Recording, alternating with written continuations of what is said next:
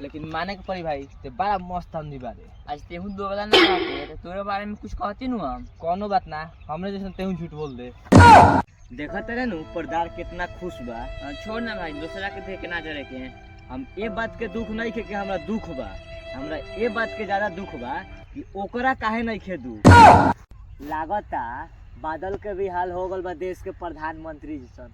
कुछ तो करे के नहीं, खाली एने से एने करत रहे। हां साहब ठीक कहत रे, बरसों तक नहीं थे। आज से कुछ दिन पहले हम पढ़े में बहुत भोदा रहनी, बहुत भोदा। हमारा दोस्त बहुत मतलब पढ़ने में तेज था, तो उसको हम बताए अपना जुआ खेलने के बारे में। आज दोनों आदमी गार मरवा रहे हैं लोग। चुप सर, का बोला पहले से तो जिंदगी है भाई, हंसी खुशी जी ला। कैसे के सबके वहाँ जाए के बा, ई बात बा तय 60 70 80 90 100। कुछ बोल दे। चल ना दिक्का बाहर से आया, सब पैसा दोस्त बना के खर्चा करवा लिए। रे साला दोस्त बना के ओके गान नानू मारे की, अगर ओकरा पता चल जाई तो सर तू ट्रेन से दोस्त बना गान मारते हैं तोरा पता चल देबे। हे भगवान, हमके इतना पैसा दिहानु कि जिंदगी भर बैठ के खाई हम।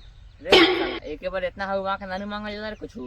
ते भगवान से का मांगेली? हम तो ये भगवान से मांगे, हे भगवान हमरा के जौना जमीन पर जमू हमार हो। जानत रे कल इतना आधी आ रहा सब को सब कुछ हुई। हां लेकिन हमरा छत पर एगो पियर दुपट्टा धर उ ना उड़ल। ते बता सकत है? ना बता सकत।